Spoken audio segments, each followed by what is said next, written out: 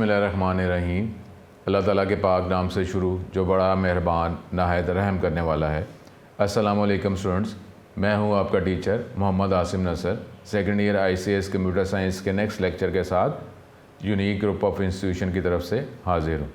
उम्मीद करता हूँ स्टूडेंट आप खैरियत से होंगे और उसी तरीके से 5 वक्त की नमाज़ अदा करते होंगे, कुरान पाक पढ़ते होंगे और फिर उसके बाद जो तर्जमा और आपको जो इल्म हासिल होता उस पर अमल भी करते होंगे, क्योंकि कहा यह गया है कि वो इस इल्म का क्या फ़ायदा कि जो इल्म हासिल करने के बाद उस पर अमल ना किया जाए। और आगे तो खैर बातें जो हैं और भी चलती रहती हैं, लेकिन ये है कि हमें इल्म जो है, और वो आपने पढ़ा भी हुआ है कि इल्म का रास्ता जो है वो जन्नत का रास्ता ही है। तो अब जो है जब हम कोई भी सिस्टम जिसने बनाया होता है और उसके अकॉर्डिंगली वो सिस्टम जो है वर्क कर सकता है, तो अब जो है ये दुनिया जहान जो है उसका मालिक कौन है? अल्लाह ताला। तो अल्लाह ताला ने जिस तरह कहा है हमें वही ज़िंदगी वैसे ही हम गुजारेंगे तो फिर ही हमारी बेहतरी होगी। तो अब ये 5 वक्त की नमाज अदा करना, इबादत करना, ये तो लाजमी अमल है जो हमें करना चाहिए। और दूसरा, अगर दुनिया के हिसाब से भी अगर आपको कोई फैसिलिटी, अगर कोई इंसान, कोई लोग, कोई पर्सन प्रोवाइड कर दे तो किस तरीके से आप सारी उम्र जो है उसके शुक्रगुज़ार ही रहते हैं और शुक्रगुज़ार ही होना चाहिए। और यही कहा जाता है कि दूसरे भी यही कहते हैं कि इसने इस पे इसका इतना ख्याल किया और ये उस पर करम, यानी शुक्रगुज़ारी ही नहीं कर रहा। लोग जो है वो बुरे लफ्ज़ों से, अच्छे अल्फाज से उसको याद नहीं करते। लेकिन अब इसी तरीके से अल्लाह ताला जो है, जो दुनिया जहान का बनाने वाला मालिक है, क्या उसकी शुक्रगुज़ारी नहीं करनी? और शुक्रगुज़ारी करने का सबसे अच्छा तरीका क्या है? ये नमाज़ पढ़ना और ये सजदे करना, इबादत करना और अपनी आज़ी जो है वही बयान करना, वही उसको बयान करने की कोशिश करना कि अल्लाह ताला हम तो आजिज़ हैं। और ये जो नमाज़ पढ़ने की जो तौफ़ीक है ये भी तो अल्लाह ताला के करम से ही है। तो 5 वक्त की नमाज़ अदा करें, इबादत करें और सारी दुनिया जहान के जानदारों के लिए दुआ करें कि अल्लाह ताला अपना ख़ास करम करे, अमान में रखे। और फिर ये आफ़ियत की दुआ का भी कहा जाता है कि आफ़ियत अल्लाह अता करे। तो अब हम अपने टॉपिक जो है, जो सेकंड ईयर ICS सेकंड 50% का चैप्टर नंबर 1 जो है, ये टॉपिक्स हमारे ख़त्म हो गए थे। अब इस चैप्टर के MCQs जो हैं वो डिस्कस करेंगे। तो स्टूडेंट अच्छे तरीके से इस पे तवज्जो करें। और ये फ़र्स्ट 4 चैप्टर्स जो हैं ये थ्योरेटिकल चैप्टर्स हैं। तो ये चैप्टर के अंदर अगर वैसे कोई टॉपिक होगा तो चलें उसको हम देख लेंगे। अदरवाइज़ फ़र्स्ट 4 चैप्टर्स के अंदर जस्ट थ्योरी है और फिर जो हमारे सिलेबस के अंदर जो टॉपिक इंक्लूड हैं तो उसको टूल जो है सॉफ्टवेयर यूज़ करते हुए चैप्टर नंबर 5, 6, 7 में हमारी वर्किंग शामिल है। तो अब चैप्टर नंबर 1 के टॉपिक कंप्लीट होने के बाद इस चैप्टर नंबर 1 के हम MCQs जो हैं वो डिस्कस करते हैं। साथ साथ स्टूडेंट जो है ये इस पे तवज्जो करें और इसमें ऐसा कोई ऐसी बात नहीं है कि जो समझ ना आ रही हो, क्योंकि थ्योरी है। अब थ्योरी जो है, जिस तरीके से मैथ में आप कोई भी फार्मूला, क्वाड्रेटिक फार्मूला, इक्वेशन इस्तेमाल करते हैं तो वो उसकी वर्किंग तो अभी इंटर में नहीं ना हमें पता कि वो क्वाड्रेटिक फार्मूला कैसे बनाया गया है। हम उसको यूज़ करते हैं मैथ के क्वेश्चंस को सॉल्व करने के लिए।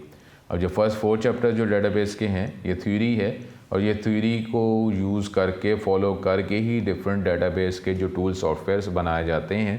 अब थ्योरी जो है वो तो एज़ इट इज़ हमें मॉडल्स के तौर पर ही हमें याद करनी है, इस पर तवज्जो करनी है। तो ये कोई ऐसा मुश्किल टॉपिक नहीं है और जब वर्किंग में आएंगे तो ये भी आसानी से हम अपने सिलेबस के अकॉर्डिंगली जो टॉपिक जो है उसकी प्रैक्टिस कर सकेंगे। तो अभी चैप्टर नंबर 1 के MCQs जो हैं वो डिस्कस करते हैं। स्टूडेंट अब ये चैप्टर नंबर 1 के MCQs जो हैं वो अब हम डिस्कस करते हैं। और MCQ का जिस तरीके से पहले आपको नॉलेज प्रोवाइड कर रहा हूँ कि बेटर तो नॉलेज यही है कि जैसे हम क्वेश्चन रीड करें, क्वेश्चन रीड करने के साथ ही हमें उसका आंसर जो है वो माइंड में आ जाए, इसका मतलब है उसकी तो अच्छी हमारी तैयारी है। और अगर क्वेश्चन रीड करने के बाद उसके आंसर का हमें नहीं पता चलता तो 4 जो ऑप्शंस हमें प्रोवाइड किए जाएँ वो जैसे ही ऑप्शंस आएँ तो फ़ौरन ही हमें अंदाज़ा हो जाए। लेकिन फिर भी आपको ये कहा है कि चारों ऑप्शंस को रीड उसके बाद भी आपने करना है, क्योंकि मे बी MCQ क्या होता है कि जो मोस्ट अप्रोप्रिएट जो आंसर जो है वो आपने सेलेक्ट करना होता है, ठीक है। तो और अगर मैक्सिमम क्रिटिकल जो है वो क्या है कि क्वेश्चन हमने रीड किया और उसके ऑप्शंस देखने के बाद भी हमें उसका आंसर जो है वो पता नहीं चल पा रहा तो उसको इग्नोर नहीं कर देना, यानी ये नहीं कि अन अटैम्प्ट उसको छोड़ देना है। बल्कि क्या होगा कि आप उसमें से जो ऑप्शंस को अब आप क्रॉस आउट करते जाएंगे। आप जो समझते हैं कि जो ऑप्शन बिल्कुल ही मुमकिन नहीं है उसको आप क्रॉस कर दें, उसके बाद आप कोई और ऑप्शन देखें और आपके माइंड में आ रहा है कि ये तो हो ही नहीं सकता, तो कम से कम 2 ऑप्शंस तो आपने क्रॉस कर दी ना। बाकी जो है अब आपने जो फाइनल जो वर्किंग करनी है वो 2 ऑप्शंस पे ही करनी है। तो अगर ये मैक्सिमम नेगेटिव क्रिटिकल अगर जो हो जाए, जिसका मैं बिल्कुल भी आइडिया नहीं है, उसको ऐसे सॉल्व करते हैं।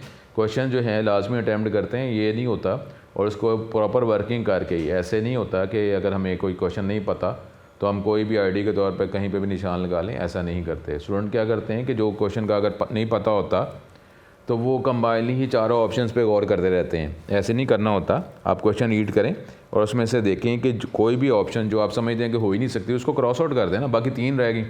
उसके बाद देखें अगर आपको समझ आ रही तो एक और ऑप्शन क्रॉस आउट होती है, उसको क्रॉस कर दें, बाकी अब 2 रह जाएंगी। आप ये ना करें कि चारों ऑप्शंस को ही एक ही दफ़ा माइंड में लाते रहें और फिर आप कह रहे हैं ये आंसर आएगा, तो क्रॉस आउट करके इस तरह आप अपने आंसर तक पहुँचें। अब हम इसको देखते हैं, collection of raw facts and figures. Law facts and figure, ये तो फर्स्ट ईयर के वाले से भी हमें इसका आइडिया हो सकता है। इसको क्या कहते हैं? डेटाबेस कहते हैं, इंफॉर्मेशन कहते हैं, डाटा कहते हैं या डाटा कैप्चरिंग कहते हैं। ये तो हमारे फर्स्ट ईयर के नॉलेज से भी हमें इसका आइडिया हो सकता है कि इसकी हमारे पास collection of raw facts and figure, इसको क्या कहा जाता है? हमारे पास ये इसकी ऑप्शन जो है वो यहाँ पर रॉ फैक्ट एंड फिगर्स, तो यहाँ पे इसका आंसर जो है यहाँ इससे टाइपिंग मिस्टेक है, अदरवाइज इसका आंसर जो है सी, इसका आंसर है डाटा। ठीक है, हमने डाटा की जो डेफिनेशन में पढ़ी है ना, रॉ फैक्ट्स एंड फिगर्स। ठीक है, तो यहाँ पर इसको सी, ये टाइपिंग मिस्टेक है, इसमें आप इसको सी ऑप्शन इसका आंसर है। Which of the following represent an object? Person एक ऑब्जेक्ट है, कंपनी ऑब्जेक्ट है, इवेंट ऑब्जेक्ट है, या ऑल ऑफ दीज।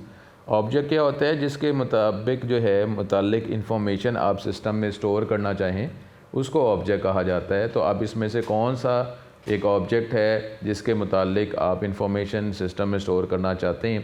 तो डी ऑप्शन, क्योंकि पर्सन है उसकी इन्फॉर्मेशन आप स्टोर करना चाह रहे हैं, कंपनी की कोई इवेंट है उससे रिलेटेड डाटा आप स्टोर करेंगे। तो ये 3 ऑप्शन जो है, यानी डी ऑप्शन इसका 2 है कि ये तीनों ही एक ऑब्जेक्ट को रिप्रेजेंट करते हैं।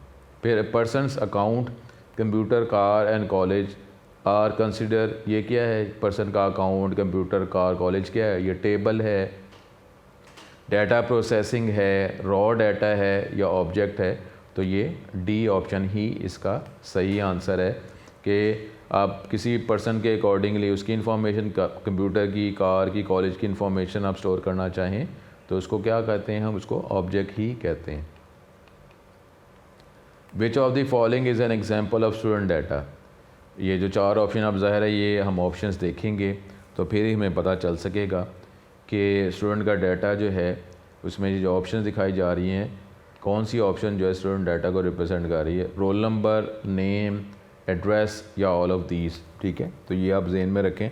अगर आप ये देखते हैं ये भी इजी ही हमारे पास है MCQ कि रोल नंबर जो डेफिनेटली वो भी स्टूडेंट का होता है, नेम भी स्टूडेंट का, एड्रेस भी स्टूडेंट का ही होता है। तो ये इसमें डी ऑप्शन जो है वो हमारा सही आंसर होगा। उसके बाद the manipulated and process data, ये बोर्ड का क्वेश्चन भी है, या प्रोसेस डाटा, ये भी हमें फर्स्ट ईयर के वाले से भी इसका अंदाज़ा हो सकता है। डाटा है, इंफॉर्मेशन है, ऑब्जेक्ट है या टेबल है। डाटा जिसको प्रोसेस किया जाता है, मैनिपुलेट किया जाता है, तो फिर डाटा किस फॉर्म में कन्वर्ट हो जाता है? तो ये तो हमें पता है, बी ऑप्शन इसका सही आंसर है, इंफॉर्मेशन। अब सीरीज़ ऑफ एक्शंस, जो मुख्तलिफ फंक्शंस जो एक्शंस परफॉर्म किए जाते हैं, data performed on raw data to achieve the required objective output result, इसको क्या कहा जाता है? वो जो आप डिफरेंट एक्शन जो परफॉर्म करते हैं, फंक्शन जो परफॉर्म करते हैं, जिससे हमारा रॉ डाटा जो है वो रिज़ल्ट में, आउटपुट में, इंफॉर्मेशन में कन्वर्ट हो जाता है, उसको क्या कहा जाता है? ऑपरेशन, डाटा प्रोसेसिंग, इंफॉर्मेशन या ए और बी। ठीक है, तो ये क्या है? तो ये हमारे पास टेक्स्ट बुक में फर्स्ट पेज पे ही इसका आंसर मौजूद है, डी ऑप्शन, इसको ऑपरेशन या डाटा प्रोसेसिंग कहा जाता है। तो डी इसकी सही ऑप्शन है, both A and B. Which of the following activities involve in data processing और ऑपरेशन? तो अब ये भी हम MCQ की ऑप्शंस देखेंगे तो हमें पता चलेगा कि कौन सी जो फॉलोइंग जो ऑप्शंस हैं वो एक्टिविटीज़ को रिप्रेजेंट करती हैं जो हम डाटा को प्रोसेस करने के लिए या डिफरेंट फंक्शन ऑपरेशन परफॉर्म करने के लिए हम यूज़ कर सकते हैं। वो क्या है जी, डाटा कैप्चरिंग, क्या ये एक एक्टिविटी है? डाटा मैनिपुलेशन ये एक एक्टिविटी है? मैनेजिंग आउटपुट रिज़ल्ट ये एक्टिविटी है, या ये सारी ही एक्टिविटीज़ हैं? ठीक है, तो ये भी हमें अंदाज़ा होगा। डाटा गेट करना, प्रोसेस करना, मैनेज करना, फिर आउटपुट जो है जो हम गेट करना चाह रहे हैं उसको मैनेज करना, ये सारे ही मुख्तलिफ़ काम या फंक्शंस या एक्टिविटीज़ हैं। तो ये इसकी D option, all of these, ये इसका आंसर सही है। In which of the following activity data is collected and recorded. अब कौन सी एक्टिविटी है जिसको अगर हम परफॉर्म करेंगे तो उस एक्टिविटी के ज़रिए फिर उसको यूज़ करते हुए डाटा को हम कलेक्ट कर सकते हैं या रिकॉर्ड कर सकते हैं? डाटा कैप्चर, ये इस एक्टिविटी के ज़रिए डाटा कलेक्ट किया जा सकता है, गेट किया जा सकता है, रिकॉर्ड किया जा सकता है डाटा को। डाटा मैनिपुलेशन एक्टिविटी से किया जा सकता है, मैनेजिंग आउटपुट रिज़ल्ट से किया जा सकता है, या सॉर्टिंग। कौन सी एक्टिविटी है जिसके तहत जो है डाटा कलेक्ट किया जा सकता है, उसको रिकॉर्ड किया जा सकता है? तो ये भी हमारे पास मेरा ख्याल ईजी है, आप उसका आंसर आपको पता चल रहा होगा, A option, data capturing. Which of the following is not related to data manipulation. अब कौन सी एक्टिविटी जो है फॉलोइंग ऑप्शंस में से कौन सी ऑप्शन है जो डाटा मैनिपुलेशन से रिलेट नहीं करती? क्लासीफाइंग, सॉर्टिंग, समराइजिंग, या डाटा कैप्चरिंग। अब ये डाटा मैनिपुलेट करना, मैनेज करना, उसमें कौन सी ऑप्शन इसमें लाए नहीं करती? क्लासिफिकेशन करना, ग्रुप्स बनाना, अरेंज करना, फिर कंसाइज फॉर्म में डाटा जो है आउटपुट में वो प्रोवाइड करना, या डाटा गेट करना? तो ये D option, data capturing, data get करना, ये तो डाटा मैनिपुलेशन में नहीं आता, तो इसकी ऑप्शन जो है डी ऑप्शन वो सही option. In a university organizing the records of science and arts department students into 2 groups. University में अगर आप डिफरेंट रिकॉर्ड्स हैं लेकिन आप साइंस डिपार्टमेंट स्टूडेंट्स के रिकॉर्ड्स और आर्ट्स डिपार्टमेंट के स्टूडेंट के रिकॉर्ड्स जो हैं उसको ऑर्गेनाइज़ करना चाह रहे हैं 2 सेपरेट ग्रुप्स में, एक साइंस ग्रुप और एक आर्ट्स ग्रुप। तो ये जो आप काम करेंगे उसके ऑर्गेनाइज़ करेंगे, 2 ग्रुप्स बना देंगे, एक साइंस ग्रुप और एक आर्ट्स ग्रुप। तो इस एक्टिविटी को क्या कहा जाता है? इस एक्टिविटी को क्या कहा जाता है? सॉर्टिंग करना, समराइजिंग, क्लासीफाइंग, या calculating?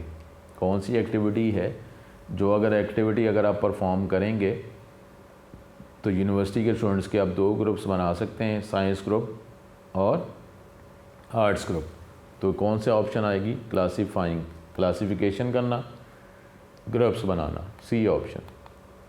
The process of arranging data in any required order is called. ये भी मेरा ख्याल है आपको क्वेश्चन से ही अंदाज़ा हो जाएगा कि डाटा को अरेंज करना, ऑर्गेनाइज़ करना इनटू एनी ऑर्डर, जो भी जिस ऑर्डर में भी आप डाटा को अरेंज करना चाह रहे हैं, असेंडिंग, डिसेंडिंग, या according to some logical condition criteria, आप डाटा को अरेंज करना चाह रहे हैं कि क्लास में जिसके मार्क्स सबसे ज़्यादा हैं, एवरेज सबसे ज़्यादा है, उन स्टूडेंट के नाम पहले दिखाए जाएं और कम एवरेज वाले स्टूडेंट के नाम बाद में आ जाएं। आप नेम जिसका नाम ए से शुरू होता है वो दिखा दें, ठीक है, फादर नेम के हवाले से जो भी आप करना चाह रहे हैं। डेट ऑफ एडमिशन के अकॉर्डिंगली आप डाटा को अरेंज करना चाह रहे हैं, जिसने पहले एडमिशन लिया उसका रिकॉर्ड पहले नज़र आ जाए, या वही बात जो मैं कह रहा हूँ कि जिसकी एवरेज जो है परसेंटेज सबसे अच्छे है वो स्टूडेंट के रिकॉर्ड्स पहले दिखाए जाएं। तो ये जो प्रोसेस है जिसमें डाटा को अरेंज किया जाता है इन एनी रिक्वायर्ड ऑर्डर, इस प्रोसेस को क्या कहा जाता है? सॉर्टिंग, समराइजिंग, क्लासीफाइंग, या डाटा कैप्चरिंग। ठीक है, ये भी हमें क्वेश्चन से इसका अंदाज़ा हो गया होगा। इसको क्या कहा जाता है? सॉर्टिंग, ए ऑप्शन इसका सही आंसर है। फिर आगे है the process of arranging data into logical sequence is called. Board का question. The process of arranging data, कोई भी लॉजिकल कंडीशन लॉजिक सीक्वेंस के अकॉर्डिंगली डाटा को जब अरेंज किया जाता है, कोई भी क्राइटेरिया कंडीशन जो आप स्पेसिफाई करेंगे उसी क्राइटेरिया कंडीशन के अकॉर्डिंगली ही डाटा को अरेंज किया जाएगा। इस प्रोसेस को क्या कहा जाता है? सर्चिंग, सॉर्टिंग, समराइजिंग या कैप्चरिंग, ठीक है। तो ये कौन सी ऑप्शन इसका सही आंसर है? तो ये सॉर्टिंग का मतलब ही अरेंज करना होता है। तो ये बी ऑप्शन इसका सही आंसर। अब द फॉलोइंग ऑपरेशन, अगला MCQ, can be perform on data after the data has been captured and manipulated. कौन सा ऑपरेशन परफॉर्म किया जाता है जब डाटा को गेट कर लिया, कैप्चर कर लिया गया और उसको मैनिपुलेट कर दिया गया?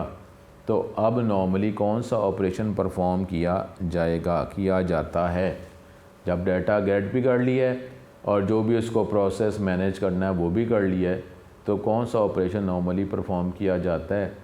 Storage and retrieval, communication, reproduction या ऑल ऑफ दीज? क्या उसके बाद डाटा को स्टोर किया जाता है, कम्युनिकेट किया जाता है, एक जगह दूसरी जगह सेंड किया जाता है, एक्स्ट्रा कॉपी बनानी हो तो ये किया जाता है, या ऑल ऑफ दीज? तो ये डी ऑप्शन ही सही आंसर है कि जब कर लिया तो अब अगर फ्यूचर में आपको रिक्वायर है तो डाटा डेफिनेट डाटा आप स्टोर करेंगे। उसके बाद अगर एक से ज़्यादा आपके कंप्यूटर नेटवर्क्स हैं, सिस्टम कनेक्ट है, तो ज़ाहिर है एक जगह से दूसरी जगह अगर आपने डाटा सेंड करना है, प्रोसेस करने के बाद इंफॉर्मेशन कहीं से भी गेट की जा सके ताकि कम्युनिकेशन, और फिर एक्स्ट्रा कॉपी आप बना रहे हैं ताकि इन केस अगर डाटा करप्ट हो जाए, फ़ाइल करप्ट हो जाए तो हम फ़ाइल को, डाटा को एक्सेस कर सकें। तो ये सारे काम ही ये डाटा गेट करने के बाद और मैनेज प्रोसेस करने के बाद ही किए जाते हैं। तो इसका डी ऑप्शन सही आंसर है। Storing and retrieval of data, data को स्टोर करना और उसके बाद डाटा को गेट करना, एक्सेस करना, इसको क्या कहा जाता है? Data capturing, data manipulation, managing output result और सॉर्टिंग क्या कहा जाता है? कि डाटा आप स्टोर कर रहे हैं या डाटा आपको जब रिक्वायर है वो आप गेट करना चाह रहे हैं, तो हमारे पास ये है मैनेजिंग आउटपुट रिज़ल्ट, ठीक है। क्योंकि डाटा जो है जब गेट किया जाता है, उसके मैनेज किया जाता है, उसके बाद हमारे पास क्या है जी? Storing and retrieval. Data store करेंगे तो फिर गेट करेंगे ना, तो उसके डाटा स्टोर करेंगे, सेव करेंगे और फिर उसके बाद आप उसको गेट करना चाहेंगे। तो ये डाटा हम स्टोर सेव उसी टाइम करते हैं कि जब हमें अभी करंट जो वर्किंग की है और उससे हमें जो आंसर मिल गया है उसी करंट वर्किंग ही नहीं बल्कि हम वो उसको स्टोर भी करना चाह रहे हैं ताकि दोबारा भी अगर हमें डाटा गेट करना हो तो हमें डाटा मिल सके। तो इसलिए डाटा को परमानेंट कोई स्टोरेज डिवाइस में स्टोर किया जाता है ताकि दोबारा भी इसको गेट किया जा सके। तो ये हमारे पास ऑपरेशन जो है, एक्टिविटी क्या होती है, वो है जी C option, managing output result. Process of making duplicate copies, data की एक्स्ट्रा कॉपीज़ बनाना ताकि इन केस अगर फाइल या डाटा करप्ट हो जाता है तो हमारे पास क्योंकि एक्स्ट्रा कॉपी बनी हुई है तो एक्स्ट्रा कॉपी को भी हम यूज़ कर सकते हैं और डाटा हम गेट कर सकते हैं। इस प्रोसेस एक्टिविटी को क्या कहा जाता है? The process of making duplicate copies of data is called storage and retrieval, reproduction, backup copy या क्लासीफाइंग। क्या कहा जाता है?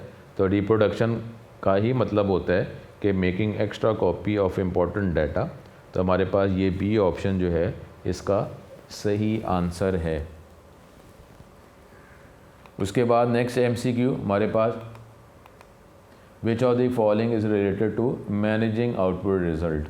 अब ये भी ऑप्शन हम देखेंगे तो पता चलेगा कि फॉलोइंग जो है वो कौन सी ऑप्शन जो है जो रिलेट करती है मैनेजिंग आउटपुट रिज़ल्ट के साथ। Storing and retrieval, communication, reproduction या ऑल ऑफ दीज। तो ये हमारे पास सारी ऑप्शन जो हैं जब डाटा को गेट करने के बाद मैनेज किया जाता है तो फिर ये एक्टिविटी जो है, ये सारे काम जो हैं ये मैनेजिंग आउटपुट रिज़ल्ट से ही रिलेटेड हैं। स्टोर करना, रिट्रीव करना, कम्युनिकेट करना या रिप्रोड्यूस करना। तो ये ऑल ऑफ दीज जो है वही इसका सही आंसर है, D option. Communicating the information through internet is related to, information को एक जगह से दूसरी जगह आप कम्युनिकेट करना चाह रहे हैं, सेंड करना चाह रहे हैं ताकि कहीं से भी उसको एक्सेस किया जा सके, यूज़ किया जा सके, या आइदर यूजिंग इंटरनेट और नेटवर्क इज़ रिलेटेड टू, इसको क्या कहा जाता है? Managing the output result, data capturing, data manipulation या सॉर्टिंग क्या कहा जाता है? तो ये हमारे पास टॉपिक की अंडरस्टैंडिंग होगी तो बड़ी आसानी से हम ये आंसर गेट कर सकते हैं कि नेटवर्क की मदद से या इंटरनेट की मदद से डाटा एक जगह दूसरी जगह आप अगर सेंड करना चाहें ताकि कहीं पर भी उसको यूज़ किया जा सके, इस एक्टिविटी को, प्रोसेस को, फंक्शन को क्या कहा जाता है? तो ए ऑप्शन हमारे पास मैनेजिंग दी आउटपुट रिज़ल्ट, ये इसका सही आंसर है। अगला है MCQ, A set of related characters that represent a unit of data is called.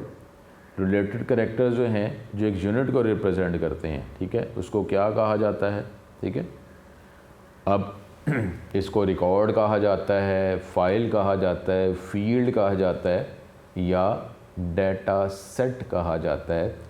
Combination of different related character is called, जो एक यूनिट को रिप्रेजेंट करते हैं डाटा के, इसको क्या कहा जाता है? Record, file, field, data set. तो सी ऑप्शन, इसको फील्ड कहा जाता है। ठीक है, फील्ड आगे जाके देखेंगे, इसको फील्ड कहते हैं या इस कैरेक्टरिस्टिक कहते हैं या कॉलम भी कहा जाता है।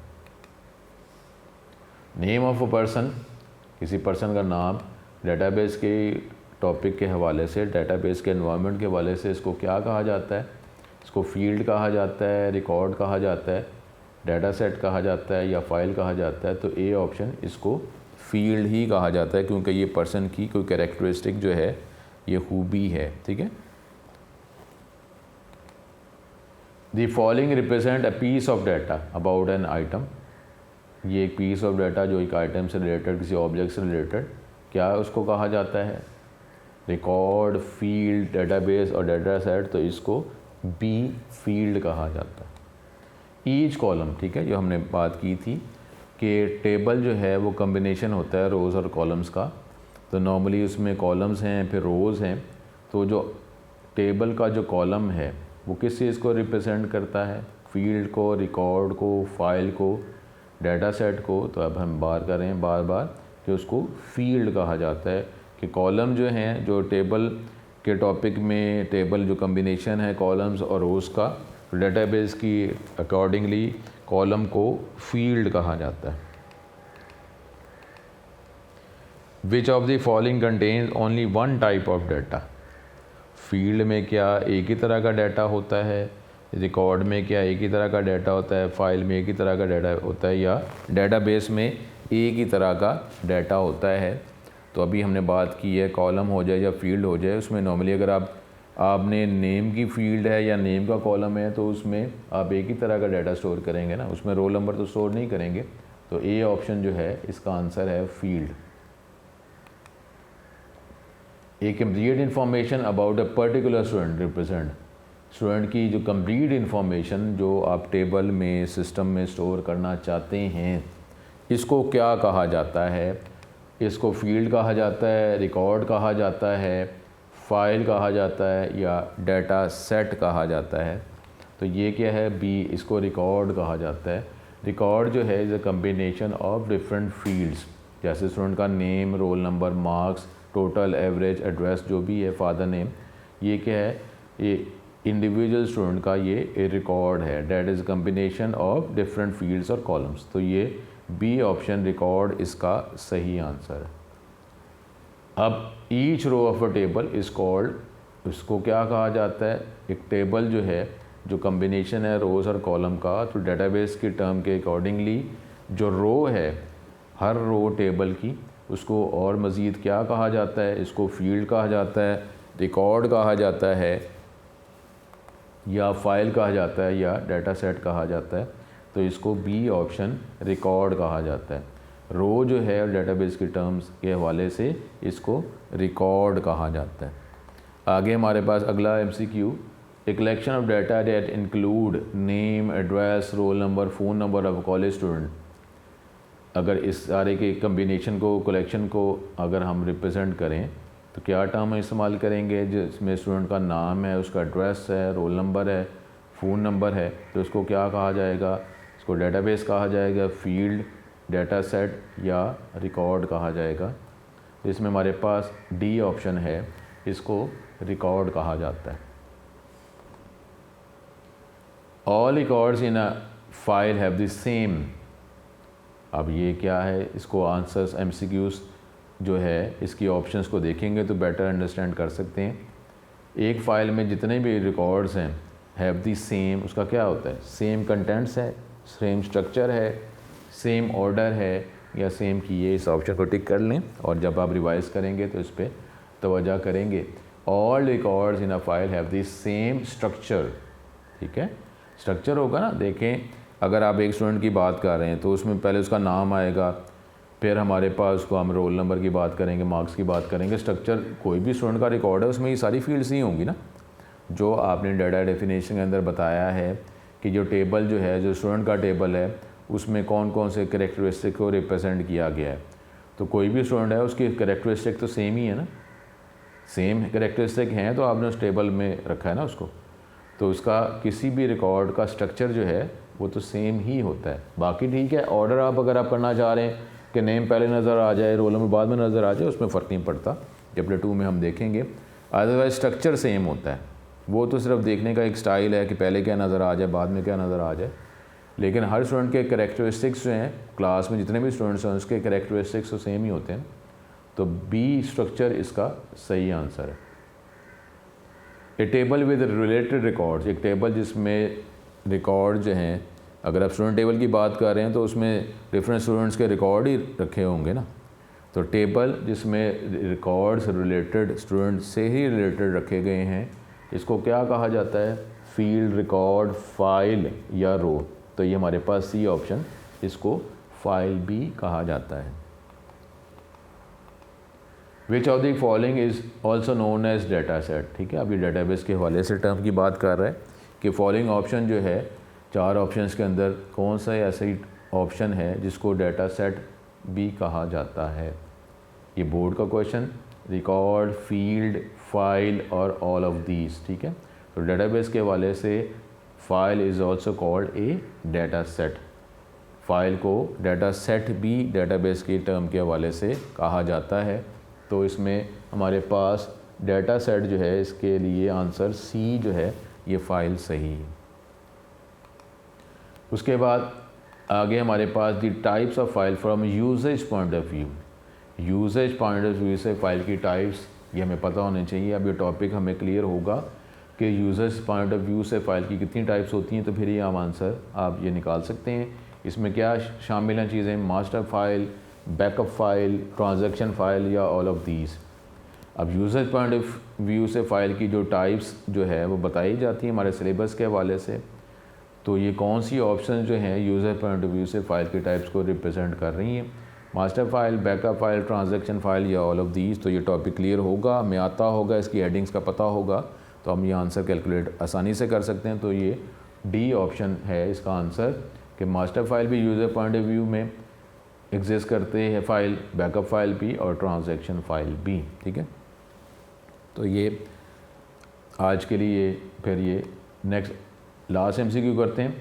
Which of the following is not a file type. अब ये देखें, मैंने पहले ही आपको कहा है कि कोई भी MCQ जिसमें नॉट का वर्ड आ जाए तो इस पर ख़ास तवज्जो करनी होती है। अगर आप नॉट पे तवज्जो नहीं ना करेंगे, एक नॉट के वर्ड से पूरा मतलब रिवर्स हो जाता है। तो अगर आप नॉट आपने कंसिडर नहीं किया, डायरेक्ट ही पढ़ के विच of the following is a file type from user point of view, तो आप ये समझ रहे हैं कि जो फॉलोइंग ऑप्शन ये पूछा जा रहा है कि कौन सी जो फॉलोइंग जो है वो यूज़र पॉइंट ऑफ व्यू की फ़ाइल टाइप को रिप्रेजेंट कर रहा है। तो ये फ़ौरन ही बिल्कुल टॉपिक रिवर्स हो जाता है। तो नॉट वाला क्वेश्चन बहुत ध्यान से करना चाहिए, क्योंकि नॉट जो है अगर इससे इग्नोर करेंगे तो मतलब क्या से क्या बन जाता है। तो ये वो कह रहा है कि यूज़र पॉइंट ऑफ व्यू से फ़ाइल की टाइप नहीं है master file, backup file, transaction file या इंडेक्स सिक्वेंशियल फाइल, ठीक है। तो नॉट से देख लें, बिल्कुल रिवर्स हो जाता है। अगर पिछला MCQ देखें, वो फाइल की टाइप्स है according to user point of view, और ये जो ऑप्शन है ये फ़ाइल की टाइप्स है यूज़र पॉइंट ऑफ व्यू जो है उसमें फ़ाइल की टाइप जो शामिल नहीं है। तो ठीक है, बिल्कुल रिवर्स हो रहा है। तो इसलिए इसको नॉट वाले MCQ पे ख़ास तवज्जो आपने करनी है। तो मास्टर फाइल भी यूज़र पॉइंट ऑफ व्यू से फ़ाइल की टाइप है, बैकअप फाइल भी यूज़र पॉइंट ऑफ व्यू से फ़ाइल की टाइप है, ट्रांजैक्शन फाइल भी यूज़र पॉइंट ऑफ व्यू से फ़ाइल की टाइप है। लेकिन ये इंडेक्स सिक्वेंशियल जो है ये यूज़र पॉइंट ऑफ व्यू से फ़ाइल की टाइप नहीं है। तो हमारे पास डी ऑप्शन जो है इसका सही आंसर है। तो स्टूडेंट, ये आज का लेक्चर यहाँ पे ख़त्म होता है। ये MCQs, आगे रिमेनिंग MCQs हैं, उसको नेक्स्ट लेक्चर में कंटिन्यू करेंगे। अपना बहुत ज़्यादा ख्याल रखें और अच्छी तरीके से ये पढ़ाई करें। अल्लाह ताला हम पे हमेशा अपना करम करें। अस्सलाम वालेकुम।